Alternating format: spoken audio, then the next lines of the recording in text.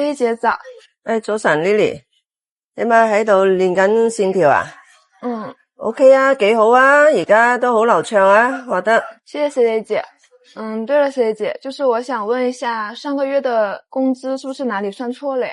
工資咪一直都係行政阿嘉琪嗰度做結算嘅，點解有啲咩問題啊？就是我上個月上了大半個月，然後領工資的時候，發現好像少算了3天的加班補貼。有咁嘅事。OK， 我一陣間我去問一問阿嘉琪嗰度啊，放心啦，如果真係少咗嘅話，會補發翻俾你嘅。好，謝謝Lily姐，麻煩你了。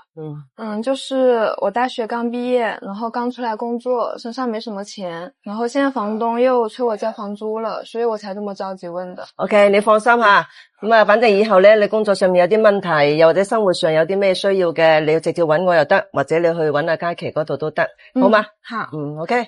阿嘉琪，你喺度忙緊啲咩啊？Cici姐啊，我啱整理完上個月工資表同埋補貼，你有事搵我啊？嗰個啊，你查一查嗰個新人嗰個阿 Lily 嗰份工資，佢同我講話，你哋係咪應該漏發咗佢上個月有3日嗰個加班嘅補貼？好，我睇一睇啊。啱睇完啦，阿 Lily 咧個考勤冇問題嘅，都冇遲到早退，連客戶嘅設計稿都完成得比較好。就係有3日嘅嗰個佢冇休息喺上班，咁啊確實有3日嘅加班補貼咧冇計入去嘅，咁我哋應該要補發俾佢嘅。咁點解你哋明知漏咗，你哋唔可以及時補發翻俾佢咩？咁財務有流程噶嘛，咁而家改好麻煩嘅，而且呢個補貼咧錢唔多，就幾百蚊，不如同今個月工資一齊補發俾佢啊。咁啊 Lily 佢有冇過嚟搵過你啊？冇啊，佢冇搵我啊，佢搵你？你哋其實係一早就發現問題嘅話，你哋又唔通知人哋，又冇講人哋聽，又唔發俾人哋咁樣，佢作為一個實習生，一個月得幾錢個月啫？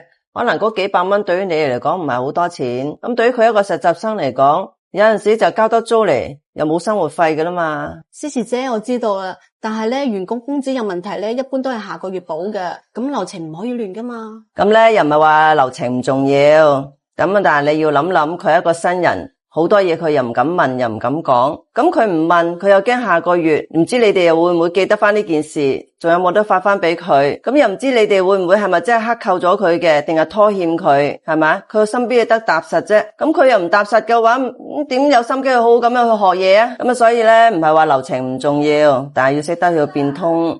冇諗咁多，只係覺得走流程比較麻煩啫。咁我都知道你都係按制度去做嘢。咁但係都要講人情嘅吓，咁你而家咧，你去財務嗰度咧，就嗱一聲去申請，之後拎過嚟俾我簽名，俾翻去財務，嗌佢嗱一聲補發翻俾人哋，唔好再拖啦。好啦，Cici姐，咁我而家去做啊。Lily，是這樣的，上個月呢，你有3天的加班工資，我漏了發給你，我已經叫財務轉到你卡上了，對不起啊，就是我疏忽了，以後呢，你發現工資上有問題，可以直接過來找我的。好，沒事姐，你不用道歉的。係啊 Lily， 嗰個加班補貼收到未啊？咁咧嗱，以後工作上面、學習上面有啲咩問題困難咧，你直接搵阿 Yuki， 又或者搵我都得，好嗎？好，謝謝Lily姐，我以後一定好好工作，多學習設計技巧，保證不辜負您的信任。記住啦，咁咧我哋公司嘅制度咧都係為咗規範，但我哋唔可以因為規範而冇晒人情味喎。OK， 好啊，大家好好做嘢吓。